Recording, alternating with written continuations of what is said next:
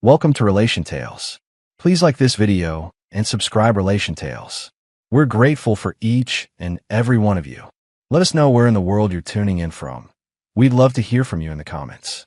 Let's begin. I never thought betrayal would come gift-wrapped in the silence between two people who once knew each other better than themselves. My name's Carter Reynolds. I'm 30, middle school history teacher, routine guy. I have 3 of the same gray cardigans in my closet.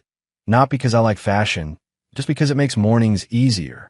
My days used to be simple, predictable, controlled, until Fallon started changing. Fallon Walker, my wife of 3 years, was the opposite of me in every possible way. She was a marketing executive, fast-paced, magnetic, impulsive. The kind of woman who could walk into a room and draw every pair of eyes without trying. The kind of woman who smiled with fire behind her teeth. And somewhere along the way, she stopped smiling at me. It started small. Ignored texts. Late nights at the office. Eyes glued to her phone during dinner. I told myself it was just the pressure of a new campaign. The same way I told myself I was imagining things when she started sleeping on the edge of the bed. Then one Thursday evening, she casually tossed a bomb into our marriage like it was no big deal. I'm heading to Vermont this weekend. Lacey and Tori plan to get away. I could really use the escape. I blinked. This weekend. She didn't look up from her laptop. Yeah. What? Our anniversary is Sunday. Her fingers paused over the keys, then resumed. It's just a date, Carter. Don't be dramatic. That was the first time I truly saw the shift. Not just the physical distance between us, but the indifference. The silence that followed wasn't a lapse. It was a wall. One she had already built, brick by brick, lie by lie. Friday morning came. She rolled her suitcase to the door in heels that clicked like punctuation marks on the hardwood. No kiss. No goodbye. I watched the elevator close and realized I hadn't felt her in our home for months. I still said it, love you, to an empty hallway. That night, I couldn't sleep. The place smelled like her perfume, soft and taunting. I sat in the dark kitchen drinking tap water, replaying every moment we'd spent together, trying to locate the fracture. When did we lose each other? Was it during that fight about the Eurotrip we never took? Or maybe when she stopped saying good night and started just turning off the lamp? Saturday was our anniversary. I didn't leave the apartment.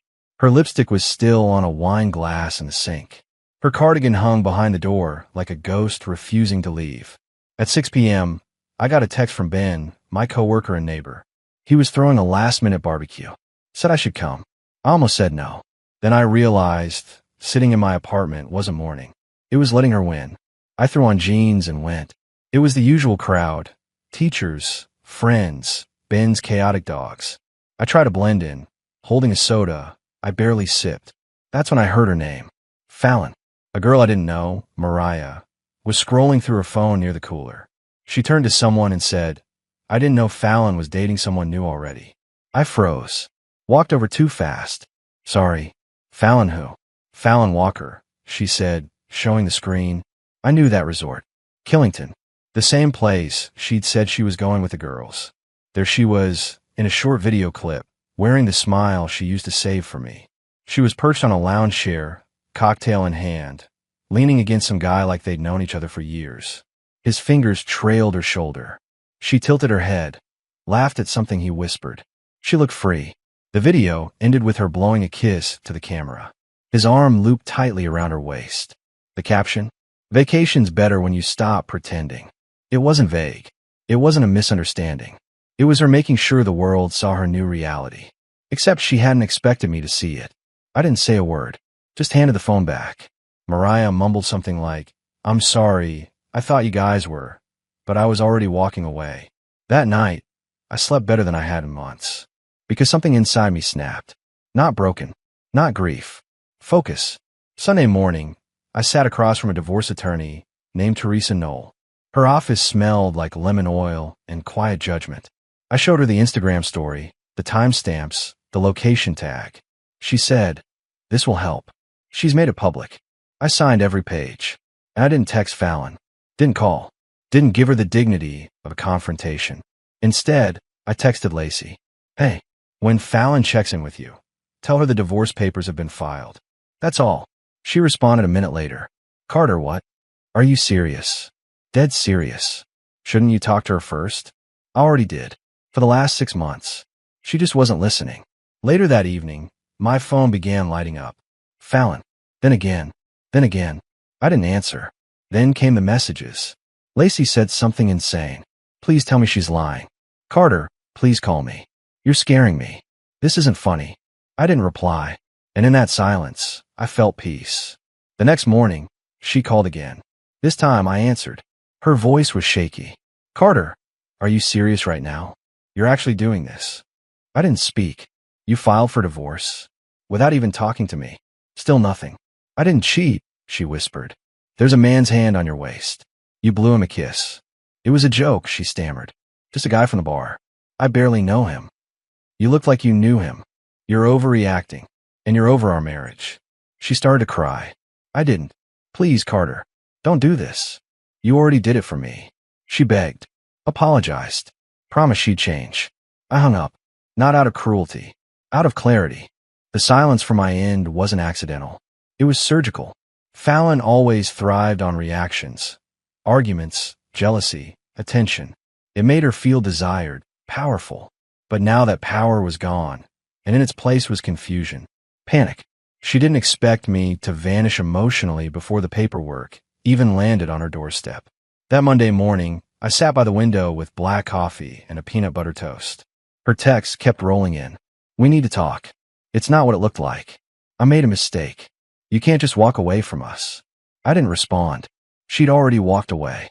Every day for the past year, she'd taken another step, skipped a dinner, declined a weekend plan, laughed harder with her phone than she did with me.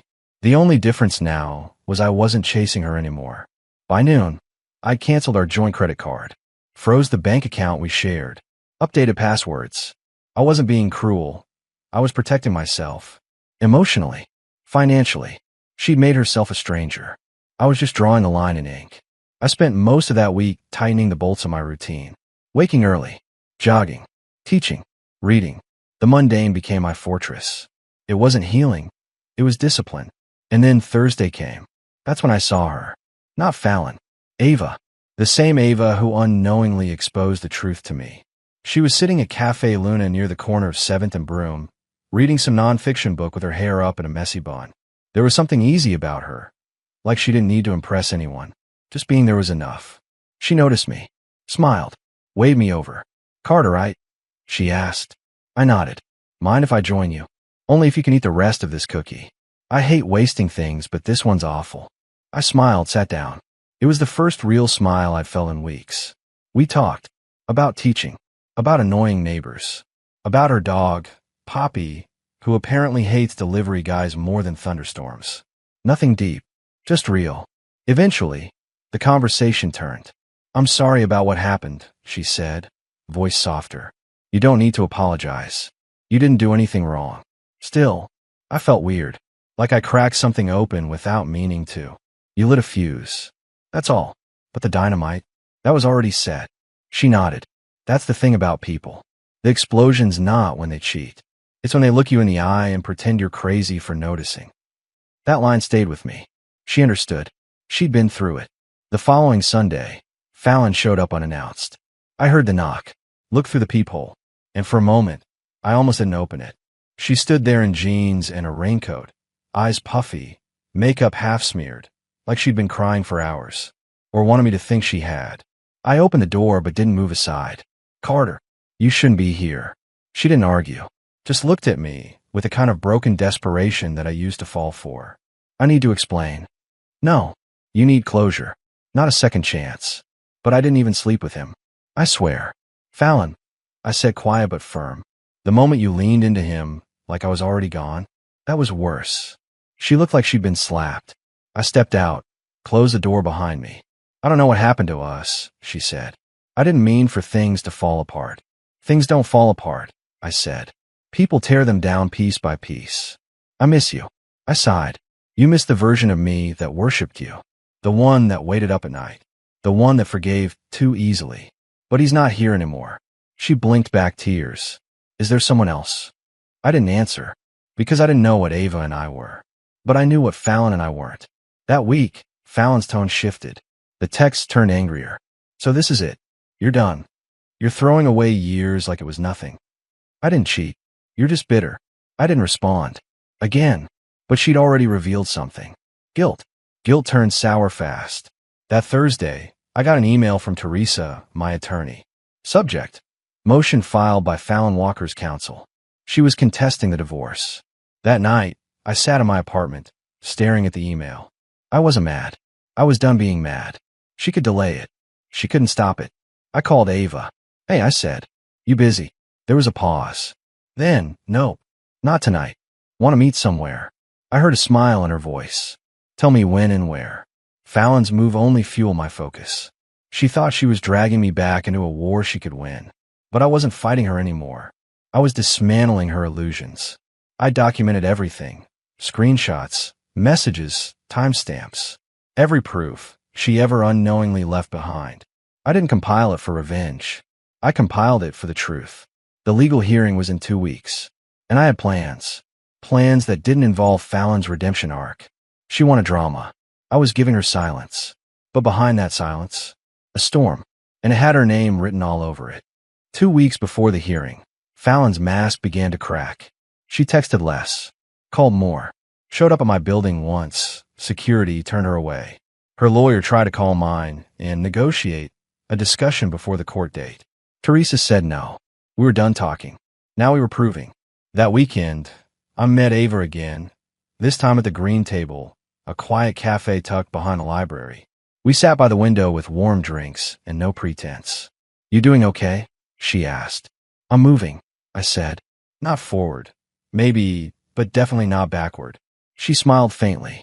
That's something. After a few minutes, she pulled out her phone. I didn't want to overstep, but I saw this. She showed me a post. Fallon. A boomerang-style clip of her in a new black dress. Glass of wine. Captioned. You don't know what you've lost until it's gone. I shook my head.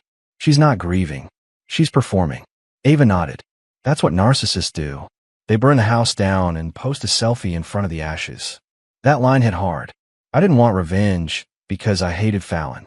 I wanted closure because I no longer did. And yet, I still wanted her to feel it. Not the way I had. Worse. Back when we were still okay, Fallon had a routine on Tuesdays. Pilates. Coffee with Lacey. Conference call. What I didn't know then was that her conference call was with a man named Brian Keller, a luxury real estate agent who wasn't just showing her houses. He was showing her what a life without me could look like. I found old Uber receipts, strange ones, back and forth from his condo, at odd hours. 2 months before the Vermont trip, she stopped wearing her wedding ring to appear more professional at client meetings. She lied in layers. I didn't need her to confess anymore. Her behavior told the story louder than words. I went through her shared photos, the metadata, the timestamps, the comments she'd forgotten to delete. There was one in particular, her by the lake, smiling, sunglasses perched on her head. A day she told me she was sick with migraines. Brian had commented, my view. She had replied with a heart emoji. That was 9 weeks before she left for Vermont. The day before court, Fallon tried one last time. She emailed me a voice note. Her voice trembled. Carter, I know you hate me. I know I ruined everything. But I swear, I didn't mean to fall out of love. It just happened. And now I wish I could take it all back. She paused. I was selfish. I thought you'd always be there, waiting for me to come around. But you didn't. You stood up. And now, I'm the one left behind. I deleted the message, then emptied the trash folder. The courtroom wasn't crowded. Just the judge, attorneys, Fallon, and me. Fallon looked tired. Her hair wasn't styled. Her makeup was uneven.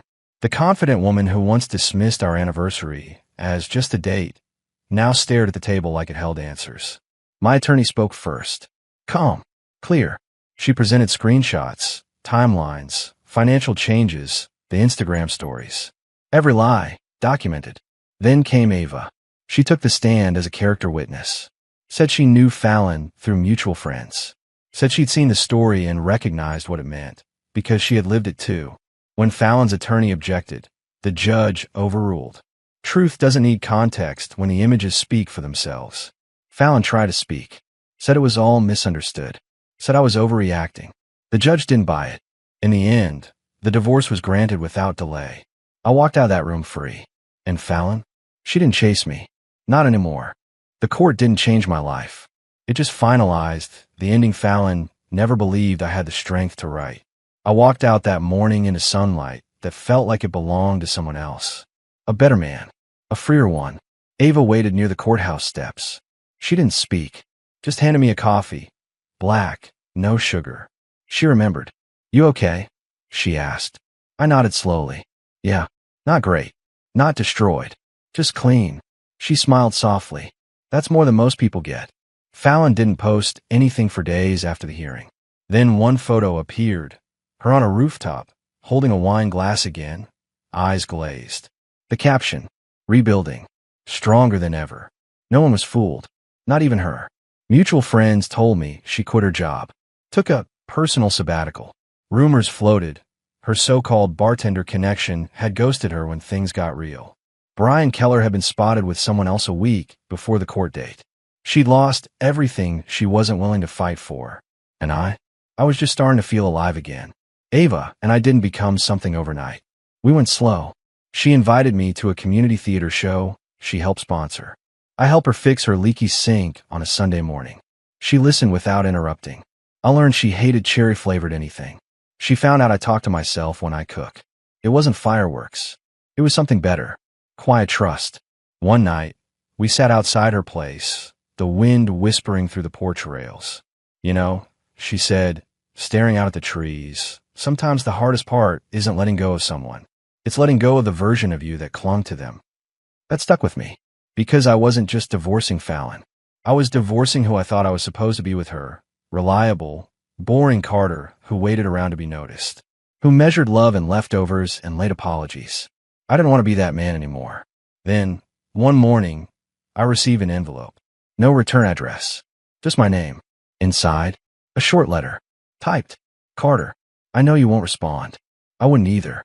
But I want you to know I never stopped loving you. I just stopped knowing how. I thought you'd forgive me forever. That was my mistake. You deserve better. You were better. I hope, someday, someone gives you what I never could. Fallon." I folded the paper. No anger. No emotion. Just stillness. She was right. Someone already was. A month after the court date, I ran into Fallon again. Not intentionally. Just one of those city collisions that the universe seems to stage when it's feeling cruel. She was standing in line at the pharmacy. I almost walked past, but she turned. Our eyes met. Her expression, caught between shame and hope. She stepped closer. "Hey." I nodded. "Hey." She was thinner. Makeup minimal. Eyes swollen like sleep hadn't visited her properly in weeks. Her phone was in her hand, but for once, she wasn't checking it. "I've been going to therapy," she blurted. I didn't respond. "I've been reading this book," she continued, "about emotional sabotage. It's eye-opening." "That's good," I said calmly. "For you." She swallowed hard. "You look well." "I am." She nodded, like that answer stung more than silence. "I wanted to tell you that I'm sorry. Not for the affair. Not just for that. But for making you feel like you were invisible while I was right there. You made me feel small," I said, "so you could feel big." She winced. "I know." I stayed. "You didn't. You left the moment someone gave you attention. Then you blamed me for the silence you created. I see that now. It doesn't change anything," I said gently. "I'm not asking it to," she whispered. Then she stepped aside. "Let me pass." It wasn't closure. It was confirmation. Weeks passed. Fall came early. Ava and I took walks in the park, watching the leaves change like pages turning. We weren't a couple, not in the usual sense. No declarations. No labels. Just companionship, real and simple. One Saturday, she handed me a notebook. "For your thoughts," she said. "For your recipes. Or just for ripping pages out when life sucks." I laughed. She had a way of bringing air back into the room. I started writing again. Not stories. Just pieces of myself I hadn't looked at in years. The man I used to be, the one who settled for being tolerated, was gone. What came next? That was up to me. Fallon's last post came 3 months later. A black and white photo of the ocean. No people. No filters. Captioned, "Some storms don't leave wreckage. They leave you clean." I didn't like it. Didn't comment. Didn't care. As for Ava, she stayed. Not because I needed her to, but because we both chose peace over drama. Truth over pretending. And one night, as we sat under a soft orange sky, She leaned her head on my shoulder and said, "You know, maybe healing doesn't look like fireworks. Maybe it looks like this." She was right. It looked like stillness, like breathing without hurting, like finally becoming the version of yourself that you were always meant to be, just without the wrong person anchoring you down. And that was the real revenge.